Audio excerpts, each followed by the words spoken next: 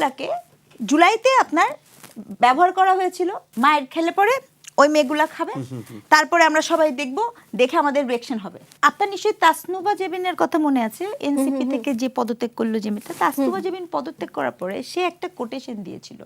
কথাটা কি ছিল যে পরিকল্পিতভাবে আমাদেরকে এই পর্যায়ে নিয়ে যাওয়া হয়েছে। আমার যেটা শঙ্কা সেটা হচ্ছে এই যে যতগুলো নাম আপনি বলছেন, আমি এটা খুব দুঃখ নিয়ে বলছি যে মেয়েরা তো অনেক সোসাইটিতে ভালনারেবল থাকে, সো সবার পরিসর তো একরকম না। সো মেয়েদেরকে ম্যানুপুলেট করা কিন্তু অনেক সহজ হয়, বুঝাতে পেরেছি, কারণ তার বাইরে পাবলিকলি আসার থাকে না। তো ওই মেয়ে চিন্তা করে, এটা কিন্তু আমি একজন গবেষক হিসেবে বলছি, আমার একটা বইও আছে in search of women self, মানে যে কখনো বেরোতে পারে নাই সে যখন চিন্তা করে যে আমি বেরোচ্ছি এবং আমাকে নিয়ে সব জায়গায় আলোচনা হচ্ছে, তার যে বয়স, তার যে এজ, হ্যাঁ, সে মনে করে কি যে এটার মধ্যে দিয়ে সে এক ধরনের হিরোইজমে ভোগে, কিন্তু এর যে কনসিকুয়েন্সেস যেটা কিন্তু তাকে পার্মানেন্ট ড্যামেজ করছে বা এতে করে যে তার ক্ষমতায়ন হচ্ছে না, এটা কিন্তু তার বোধের মধ্যে থাকে না।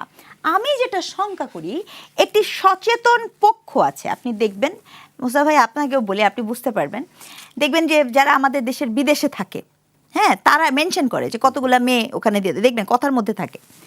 একটি সচেতন পক্ষ আছে যারা জুলাই থেকেও দে পিক, মানে কাপল অফ গার্লস, মানে কতগুলো মেয়েকে তারা পিক করেছে, এবং এই পিকিং, এই যে মেয়েদেরকে, এবং এই মেয়েদেরকে কিন্তু তারা যে খুব নেগেটিভলি কথা বলছে তা না, এরা তাদেরকে অনেক পজিটিভলি কথা বলছে, খুব ভালো করেছো, মানে খুব ভালো করেছো, একটা দারুণ কাজ করেছো।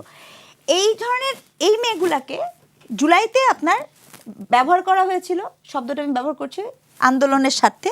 কেন সেখানে ব্যবহার করা হয়েছিল? যে মায়ের খেলে পরে ওই মেয়েগুলা খাবে, তারপরে আমরা সবাই দেখব, দেখে আমাদের রিঅ্যাকশন হবে, হয়েছে।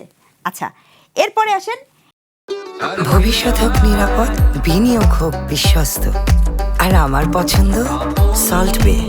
ওয়েলকাম টু সল্ট বে। যারা এদেরকে করলো, 2 দিন আগে চিটাগং ইউনিভার্সিটিতে একজন শিক্ষক, যে দলের শিক্ষক ইচ্ছা সে দলের শিক্ষক হোক, একজন শিক্ষকের গায়ে আপনি হাত দিবেন না, যত বড়ই হোক, সেটা আমার প্রতিষ্ঠানে আপনি হাত দিতে পারেন না। আপনি এগেইন দেখেন, ওখানেও মেয়ে, তাকে একটা মেয়েরই দেখানো হচ্ছে, ওটারও তো ভিডিও আছে, মানে সব জায়গাতে আমরা দেখলাম। আচ্ছা,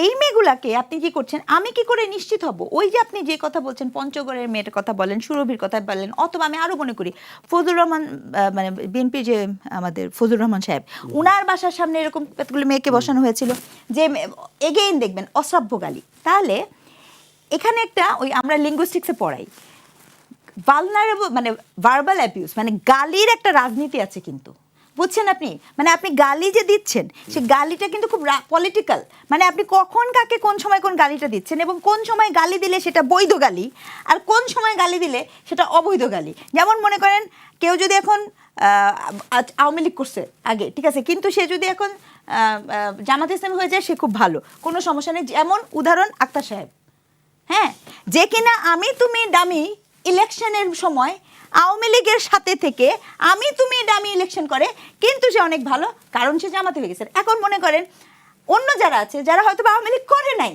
জীবনেও করে নাই, অথবা তার হয়তো বা কোনো ইও নাই, কিন্তু সে ওই দলে গেল না, কিন্তু সে হচ্ছে দালাল, কোট অ্যান্ড কোট।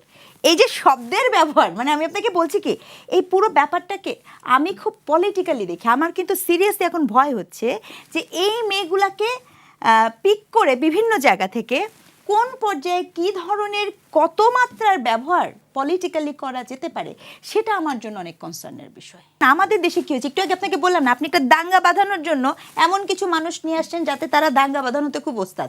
ট্রাম্পের কেসটাও অনেকটা এরকম হয়েছে, যে দাঙ্গা বাঁধালে কি হবে, ধরেন সব জায়গায় যুদ্ধ হবে, যুদ্ধ হলে কি বিক্রি করবে? অস্ত্র বিক্রি করবে। অস্ত্র কোত্থেকে নেবেন? যুক্তরাষ্ট্র থেকে নেবেন। মানে হিসাবগুলো এত সুন্দর পয়েন্টে পয়েন্টে ফিট হবে, যেটা বলার বাইরে। এবং এই ইরানের পুরো ঘটনাটার সাথে ট্রাম্প যেটা করেছেন, ট্রাম্প এরকম আরও অনেক কিছুই আরও করবেন। সে গ্রিনল্যান্ডকে কি বলেছে, আপনি খেয়াল করে দেখেন গ্রিনল্যান্ডকে বলেছে সে গ্রিনল্যান্ড নিতে চায়, কিন্তু ডেনমার্কের ল বলে যে যদি সামরিক দেখা মাত্র গুলি, এটা তাদের অনেক পুরনো পলিসি। তো এই যে পুরো ব্যাপারটা এখন পুরো ওয়ার্ল্ডে কিন্তু একটা খুব ওই যে আমরা পড়েছি কোল্ড ওয়ার, হ্যাঁ, একটা ওয়ার্ল্ডেই কিন্তু একটা অস্থিতিশীল পরিবেশ তৈরি করার একটা আবহাওয়া এই যে রাশিয়া এবং ইউক্রেনের সময় থেকেই কিন্তু যাচ্ছে। সো এই বিষয়টা আসলে শুধু ভেনেজুয়েলা, শুধু ট্রাম্পের মধ্যে সীমাবদ্ধ, আমার কাছে মনে হয় আরও একটু বেশ জটিল।